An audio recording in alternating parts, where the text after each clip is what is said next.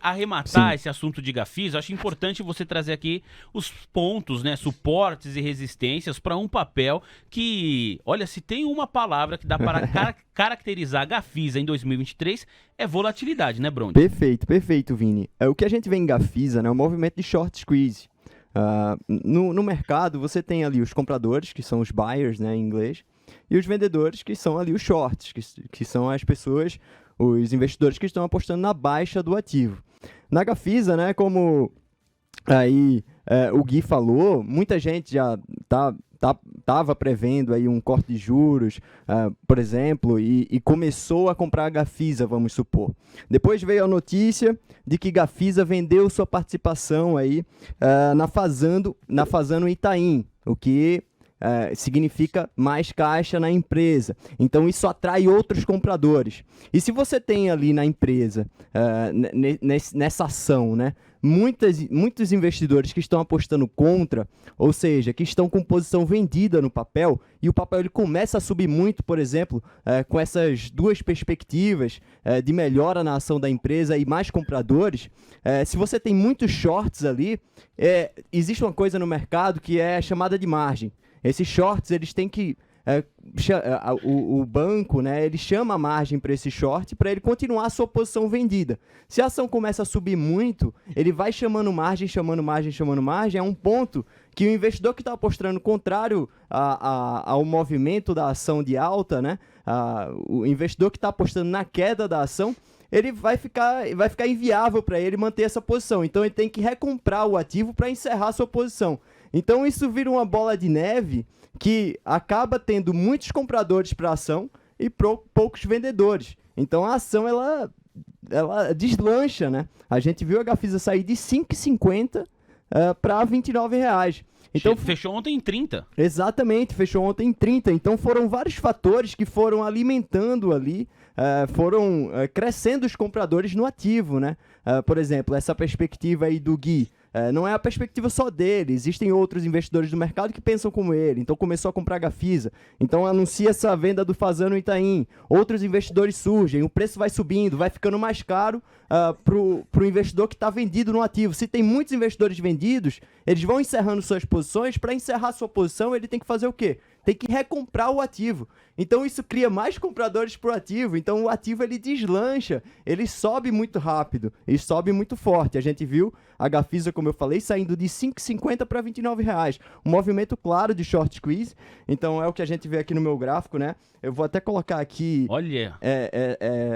uma seta, né, indicando aqui. Olha quanto subiu a Gafisa. Se a gente for pegar aqui a Infoline, né, a gente vai ver, por exemplo, pegando ali dos 5,50 que eu falei, que a Gafisa estava no dia 16 de dezembro sendo negociada, até o valor máximo que ela chegou a bater nesses últimos 2 dias, por exemplo, a gente vai ver que foi uma valorização de 500%. Rapaz. Pegando de 5,50 até a máxima do movimento. 500%. 500%. Isso é um movimento claro de short squeeze. A gente vê que rompeu algumas resistências que a gente já tinha falado aqui. Eu tinha falado que tinha resistência nos 18,80, R$ 21,00. Agora está na resistência dos R$ 29,00. Essa resistência, né, ela foi criada ali em meados de agosto de 2021 e o papel está testando novamente, né, esse ponto de resistência no papel.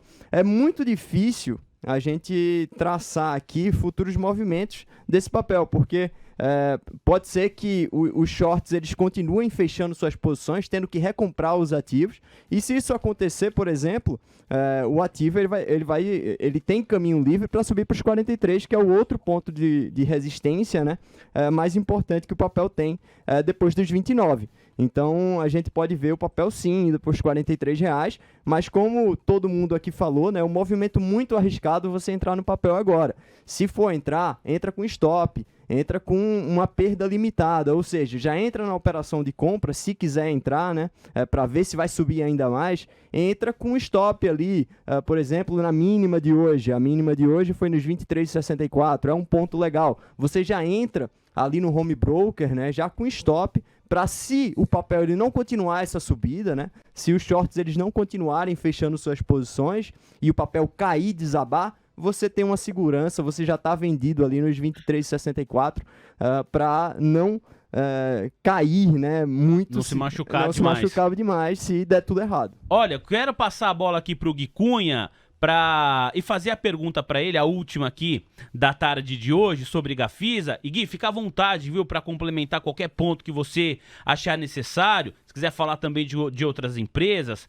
Mas é uma pergunta que chega aqui do Emanuel Peixoto, tanto no nosso YouTube, como também dentro da plataforma do TC. Ele escreveu nas duas plataformas, que é assim, para não ter risco de não fazer a pergunta. Obrigado, Emanuel Peixoto, pela sua participação. A pergunta vai ser a mesma para você e para o Hugo. A partir de tudo isso que vocês falaram, diz aqui o Emanuel, qual é o valor justo de Gafisa na visão de vocês, Hugo e Gui Cunha? Vou começar contigo, o pai da doleta, Gui Cunha. Como que você tá vendo a Gafisa e qual que é o preço justo na sua visão para a companhia? Só pontuando aqui uma questão de informação, Gafisa está de novo em leilão. Entrou em leilão negociada a R$ 26,30, caindo 14,33%. Gui.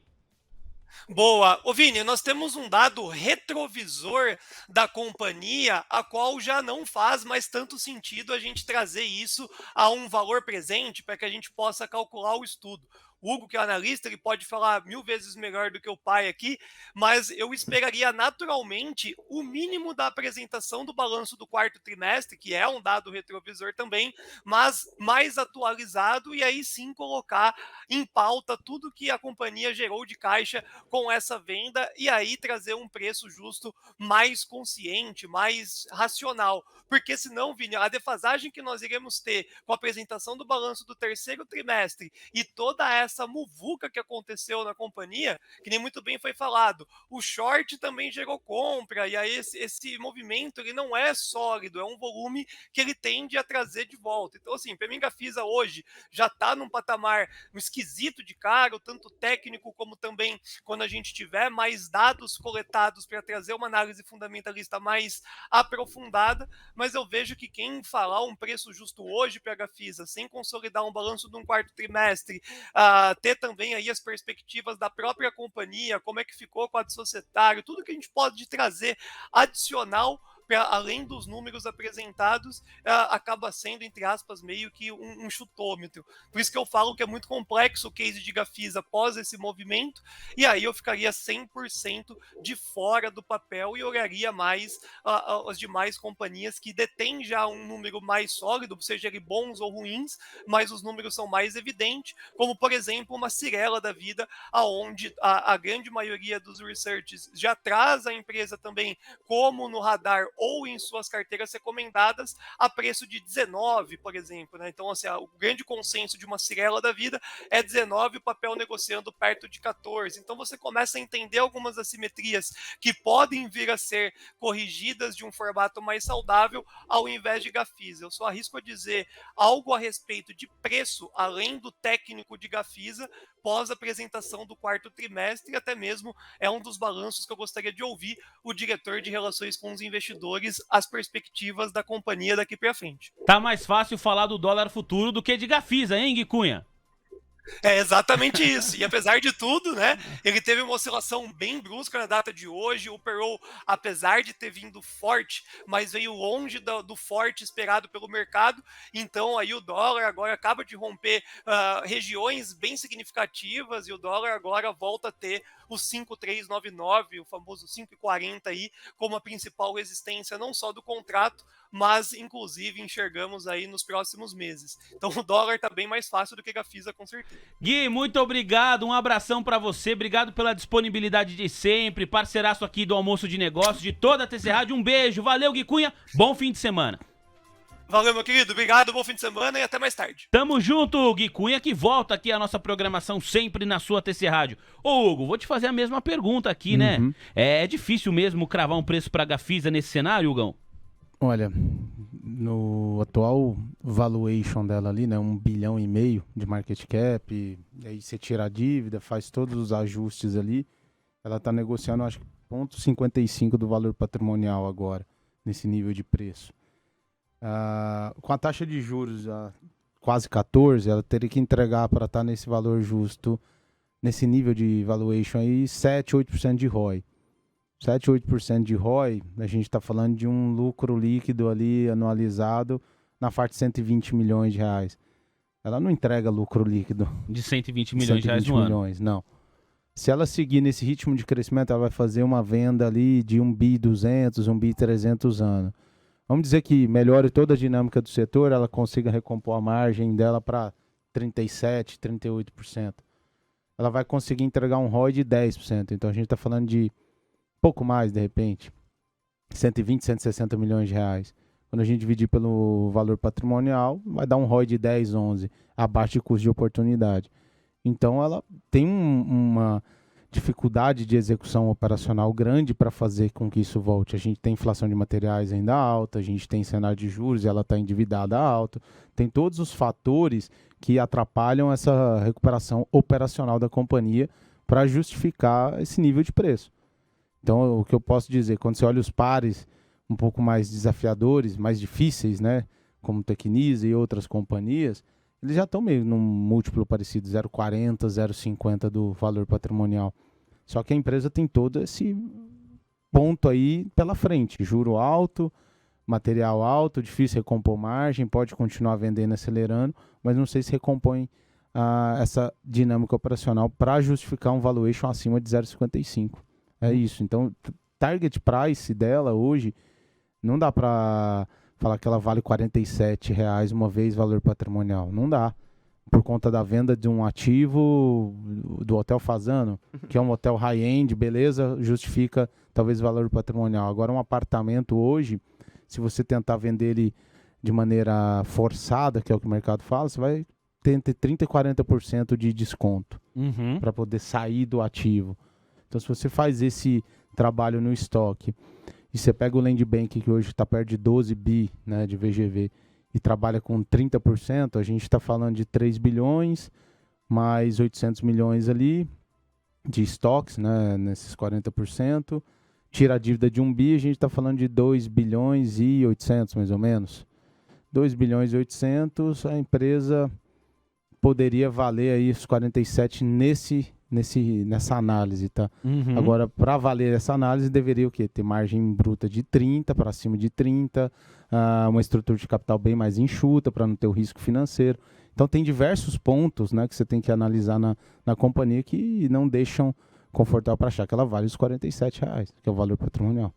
Hugo Queiroz dando uma aula de valuation aqui, ao vivo e em cores. É, de graça, hein, pessoal? E pode ficar tranquilo, porque a gente vai salvar essa conversa aqui e nós vamos subir esse material na TC Station. Aí para você assistir quantas vezes quiser, é dentro do aplicativo do TC. Quanto custa? R$0 também, é de graça. Você pode assistir quantas vezes quiser, daqui a pouquinho o material sobe lá. Hugo, quero te agradecer demais. Muito obrigado. Vários ouvintes aqui elogiando, gostando da participação. Foi bacana demais, ó. Não dá pra falar que você não sabe o que está acontecendo com o Gafisa agora, depois dessa conversa aqui entre Hugo Queiroz, entre Guilherme Cunha e Gabriel Brondi, principalmente você que tá aí do outro lado do fone de ouvido. Hugão, muito obrigado. Valeu, e um grande abraço, viu? Valeu, abraço. Tamo junto, Hugo Queiroz participando aqui com a gente, legal demais. Eu não vou me despedir do Brondi, porque o Brondi segue no nosso almoço de negócios pelos próximos 10, 15, 20 minutos, quem sabe pelos próximos 30 minutos.